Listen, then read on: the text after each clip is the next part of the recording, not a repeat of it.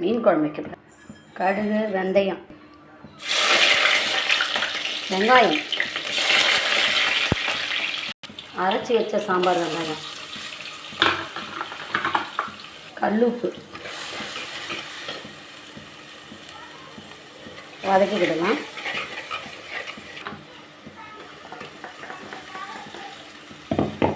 தக்காளியும் போட்டு வதக்கிக்கிடலாம். குழம்பு மிளகுத்தூள், காஷ்மீரி சில்லி பவுடர், புளி ஊற்றிடணும். மீன் குழம்பு, மிளகு, சீரகம், பூண்டு, பச்சை மிளகா, தக்காளி, ரசம் அனுப்புகிறேன்.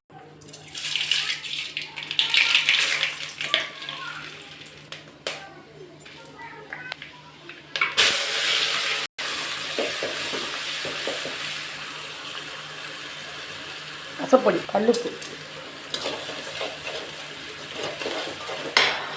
பெருங்காயத்தூள், கரைச்சி வச்ச புளியை ஊற்றிடணும்.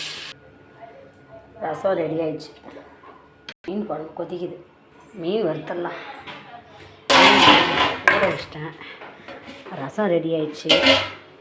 இந்த மீனை வறுத்துட்டேன்னா எண்ணெய் நல்லா சூடான பிறகு தான் மீனை எண்ணெயில் போடணும். 4 மீன் இருக்குது, வறுத்துட்டேன்.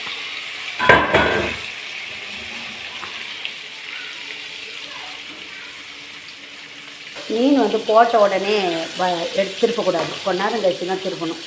அப்போ தான் மீன் தோல்லாம் ஒட்டாமல் வரும். இதை பாருங்க, தோல்லாம் ஒட்டாமல் வந்துடும்.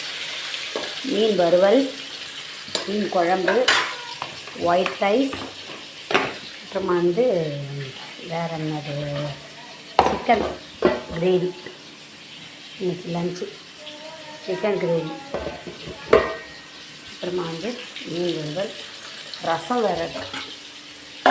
இந்த மீன் மட்டும் இப்போ போட்டு இறக்க வேண்டியது தான். இப்போ நான் பச்சை மிளகா போட்டுடலான்னு நினைக்கிறேன். இப்போமே பச்சை மிளகா குழம்பு கொதி வரும்போது தான் போடணும்.